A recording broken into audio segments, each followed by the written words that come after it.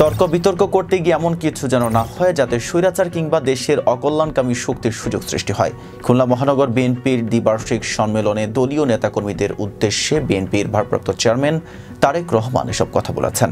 তিনি আরও বলেন, সংস্কার নিয়ে অযাচিত আলোচনা করলে রাষ্ট্রের মূল সমস্যাগুলো আড়াল হয়ে যেতে পারে। তাই দ্রুত নির্বাচন নিশ্চিত করাই এখন সবচেয়ে জরুরি। আজ সোমবার দুপুরে খুলনা সার্কিট হাউস মাঠে অনুষ্ঠিত এই সম্মেলনে প্রধান অতিথি হিসেবে ভার্চুয়ালি যুক্ত হয়ে এসব কথা বলেন তিনি। প্রিয় সহকর্মীবৃন্দ, আমাদের বহু সহকর্মীকে আমরা হারিয়েছি।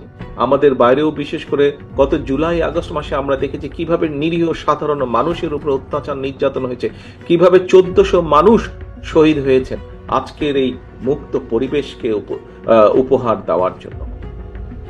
কিন্তু সহকর্মীবৃন্দ, আমাদেরকে থেমে থাকলে চলবে না, আমাদেরকে সামনে এগোতে হবে।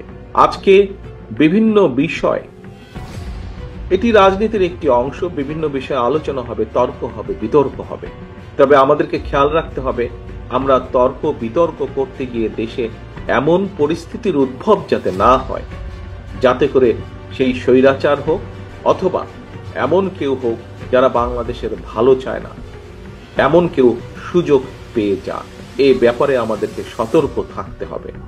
এর একই সাথে আমাদেরকে সতর্ক থাকতে হবে আরো একটি বিষয়ে। প্রিয় সহকর্মীবৃন্দ, আমাদেরকে সতর্ক থাকতে হবে যে আমরা অযাচিত তর্ক বিতর্ক করে জনগণ এবং দেশের স্বার্থ রক্ষা থেকে যাতে দূরে সরে না যায়। বিএনপি ক্ষমতায় গেলে নারী উন্নয়ন, শিক্ষা, কৃষি ও স্বাস্থ্য খাতে কি কি পরিকল্পনা বাস্তবায়ন করবে তা নিয়েও আলোচনা করেন তারেক রহমান।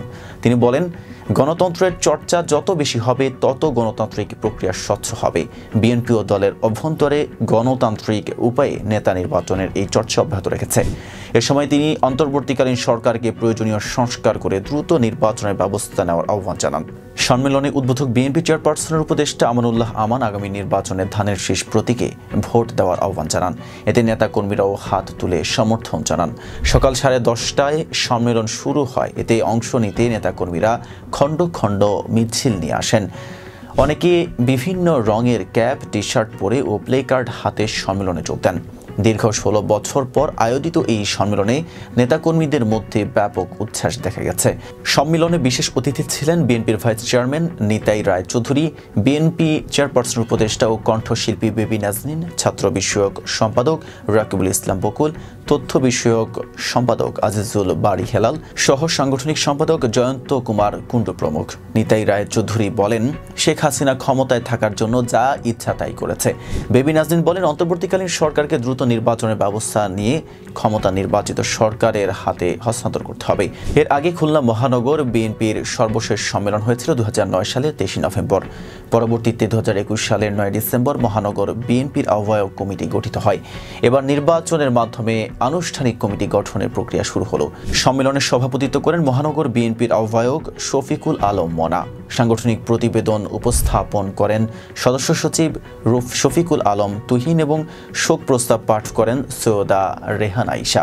দীর্ঘদিন পর অনুষ্ঠিত এই সম্মেলন বিএনপির তৃণমূল নেতাকর্মীদের উজ্জীবিত করেছে বলে মত দেন দলীয় নেতারা। রাকিবুল ইসলাম রইসের প্রতিবেদনের সাথে ছিলাম মেহেদি হাসান। ফেস দ্য পিপলের সাথে থাকার জন্য ধন্যবাদ।